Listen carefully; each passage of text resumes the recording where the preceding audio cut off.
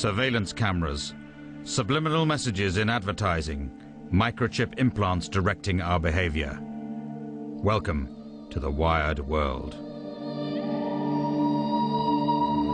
Whenever you activate an internet connection, whenever you pick up the telephone, whenever you use your mobile, use your bank machine, these are all instances where a surveillance mechanism will be engaged. There was a voice saying to me one morning, "Good morning, Kathy," and woke me up. That's nothing that I created. This is external. It sounds electronic. Once you get into this and you realize the magnitude of which we are being constantly induced into various kinds of behavior, value systems and so forth, this runs the show.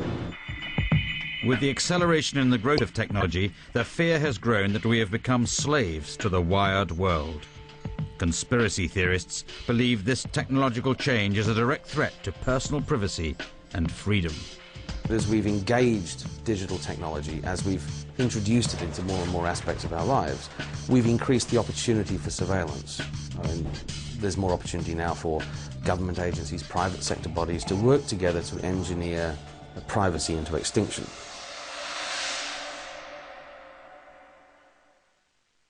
And now, before the next show starts, let's enjoy an intermission.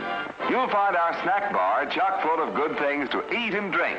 Tasty, tempting hot dogs. There's nothing new in using technology to influence people's behavior. But the crudest form of this took place in the 1950s with experiments that encoded subliminal messages into advertisements.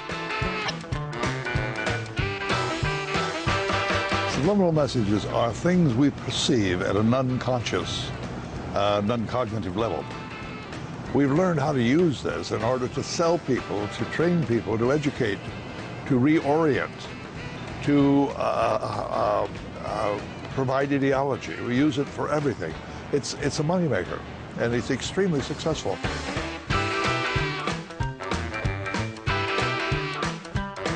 The classic subliminal experiment took place in a New Jersey cinema in 1957.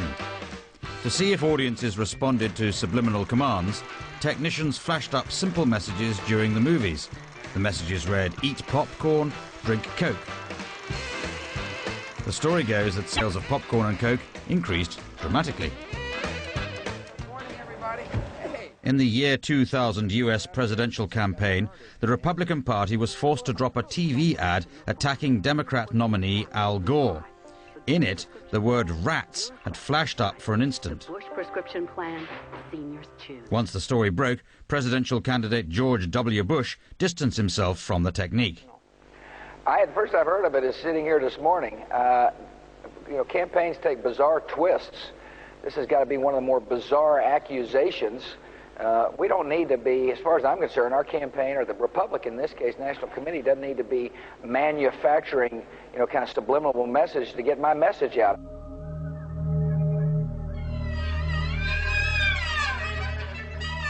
But there is a darker side to subliminal persuasion.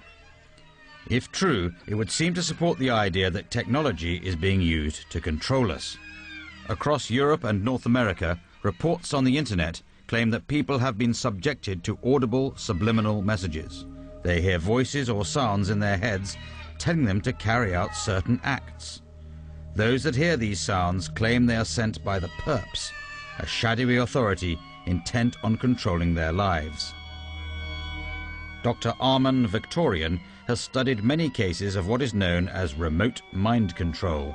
They can program an individual to carry out certain acts in such a way that that person would think that what he or she is doing is the result of his or her own processes of mind.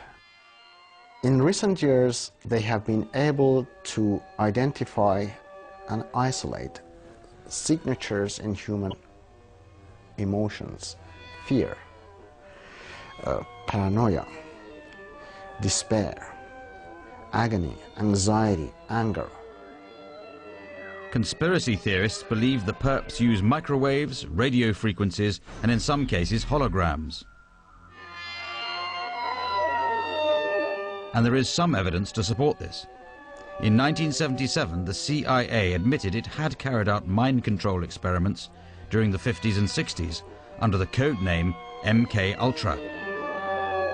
Since going public, the CIA claims to have stopped all experiments. Yet recent testimony from the public seems to suggest that mind control is still being practiced. I had been meditating for a long period of my life, so I felt like I really got to know myself, and I pretty much knew my own thoughts. And there seemed to be this overlay of somebody else trying to change my thought.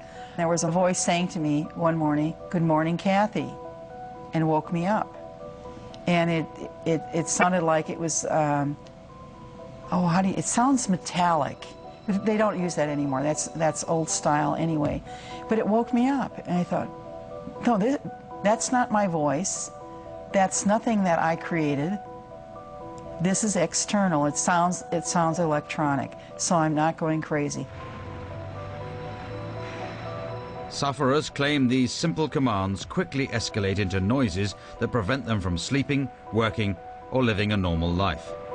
The brain can't even hear it. You have no way of controlling that. It's completely out of your control. That's what's so sinister about this. You will have no more control over what you're thinking, or what you're doing, or where you're going. Victims of mind control have pleaded with the authorities to investigate their cases, but they've been dismissed because there's a plausible explanation for the voices.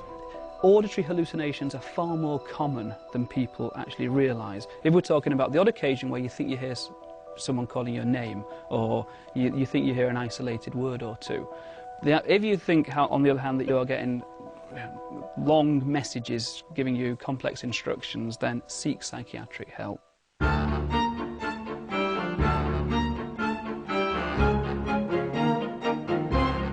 Scientists have long experimented with the idea of humans fusing with technology.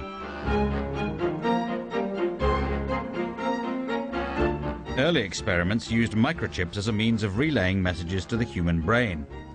Conspiracy theorists believe that when inserted under the skin, the chips can be used to track people and even influence their thoughts.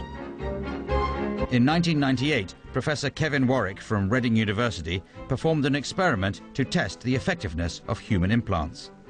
He had a microchip implanted into his left arm. The chip then sent messages to computers. The computer